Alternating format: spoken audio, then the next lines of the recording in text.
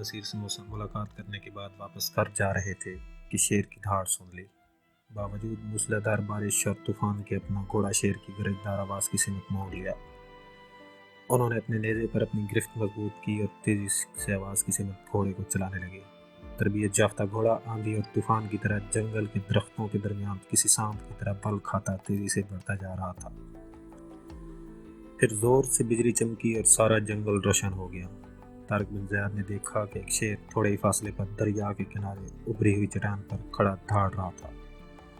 شاید گھوڑے کی ٹاپوں نے اسے ناراض کر دیا، لیکن جو ہی اس نے چمکتے ہوئے نیزے کی انی پر اپنی طرف بڑھتی ہوئی دیکھی تو پہلے زوردار دھاڑا، لیکن بیشتر اس کے کہ نیزے کی انی اس کی پسلیاں توڑ کر نکل جائے۔ اس نے دریا کی طوفانی موجوں میں چھلانگ لگا دی اور طوفانی موجوں کی روانی کی مخالف سمت وہ دریا کو پار کرنے لگا۔ یہ شیر کی فطرت کے عین مطابق تھا کہ شیر ہمیشہ روانی کی عین مخالف اپنی طاقت کے بل بوتے پر دریا پار کرتا ہے۔ کنارے پر کھڑے طارق بن زیاد کو اس کی یہ ادا اتنی پسند آئی کہ انہوں نے بھی گھوڑے کی پیٹھ سے دریا میں چھلانگ لگا دی، لیکن باوجود طارق اپنی ساری طاقت صرف کرنے کے، وہ روانی کی مخالف سمت دریا پار کرنے کے بجائے موجوں کی روانی کے ساتھ بہنے لگے۔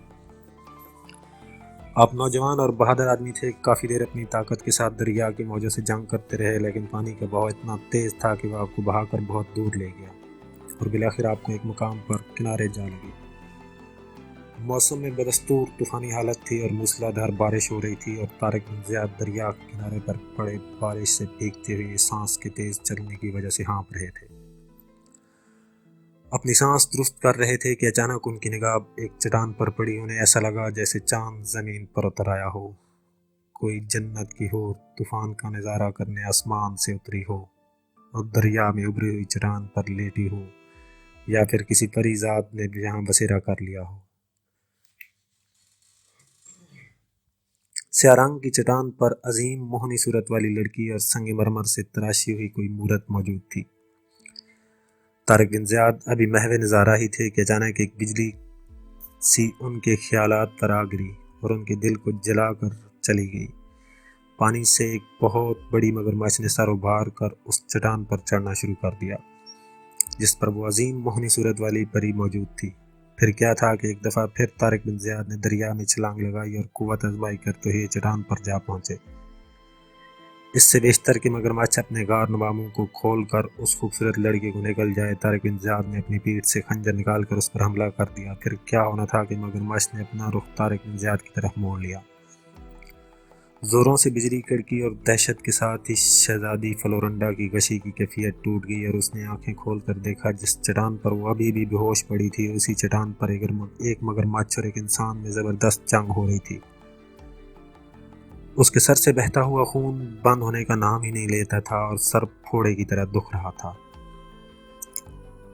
طارق بن زیاد مگرمچھ پر متواتر وار کر رہے تھے، لیکن مگرمچھ کی کھال پر کوئی اثر نہ ہوتا تھا، جبکہ جواب میں مگرمچھ نے کئی مرتبہ طارق بن زیاد پر دھاوا بولا اور اپنی دم سے ان کو ہلاک کرنے کی کوشش کی، مگر مگرمچھ پوری کوشش کر رہا تھا کہ وہ کسی نہ کسی طرح طارق بن زیاد کو پانی کے اندر لے جائے، لیکن اس بات کا بخوبی طارق بن زیاد کو بھی اندازہ تھا کہ اگر وہ پانی کے اندر اتر گئے تو پھر مگرمچھ سے مقابلہ ناممکن ہوگا۔ ان کو معلوم تھا کہ پانی میں رہ کر مگرمچھ سے بیر عقل مندی نہیں۔ شہزادی فلورنڈا زندگی اور موت کی اس جنگ کو دیکھ رہی تھی اور اس نوجوان کی جوانی پر رحم آ رہا تھا۔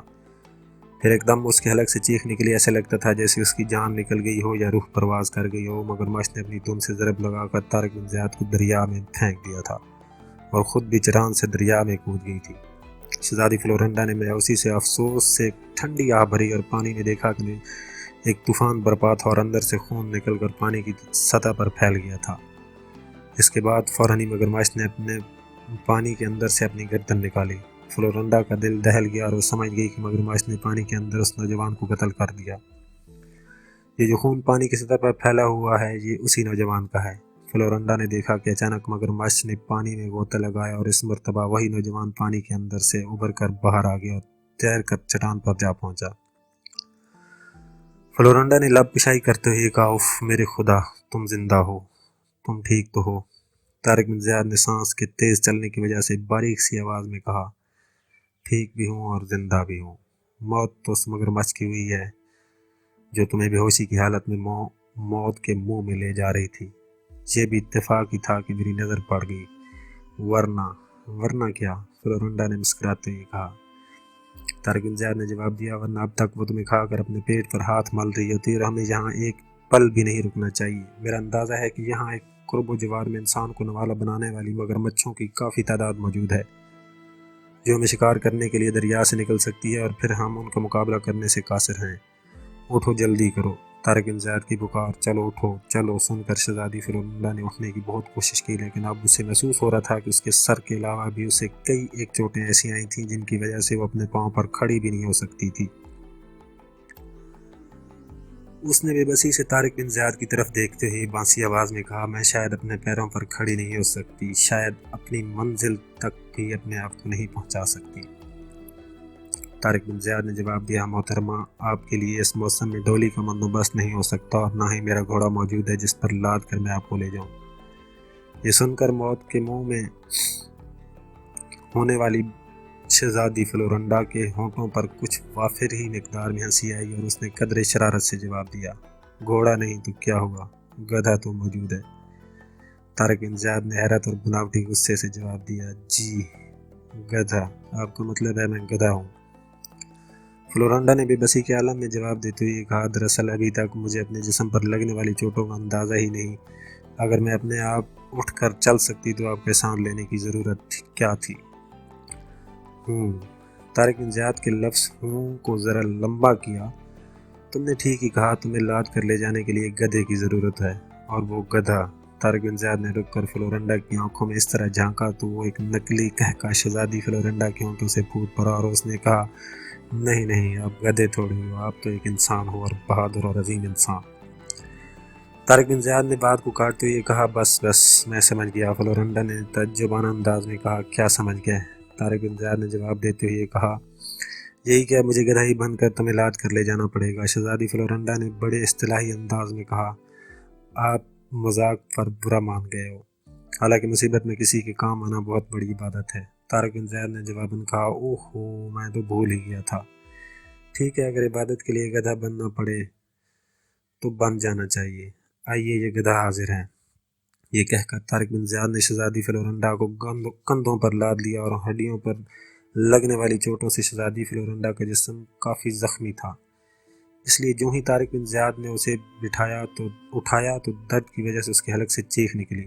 طارق بن زیاد نے طنزیہ انداز میں کہا، کمال ہے، چیخ تو ایسے رہی ہو جیسے عمر بھر شاہی بستروں اور عربی نسل کے گھوڑوں پر سواری کی ہو، شہزادی صاحبہ کے لیے مخمل اور اطلس کے گدھوں والی پالکی موجود رہی ہو، رہنا جھونپڑوں میں اور خواب دیکھنے محلوں کے، محترمہ کبھی سواری کے لیے گدھا بھی نصیب نہ ہوگا۔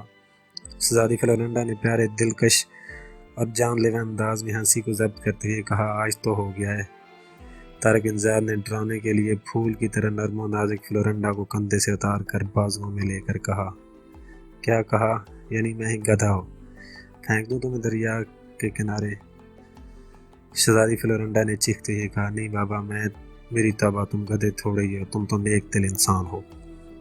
طارق بن زیاد شہزادی فلورنڈا کو اٹھائے کنارے پر پہنچے تو مسلسل بھیگنے کی وجہ سے سردی لگ رہی تھی۔ شہزادی اس سردی کی وجہ سے کانپ رہی تھی، بارش ابھی تک موسلے دھار ہو رہی تھی۔ طارق بن زیاد نے گرد و نواح پر نظر ڈالی، ان کو محسوس ہو رہا تھا کہ اگر جلد ہی اس لڑکی کو سردی سے نہ بچایا تو اس کی جان کو خطرہ ہو سکتا ہے، اور قریب ہی ایک پہاڑ میں ان کو ایک غار نظر آئی۔ وہ بارش سے بچنے کے لیے شہزادی کو لے کر غار میں اندر جا پہنچے۔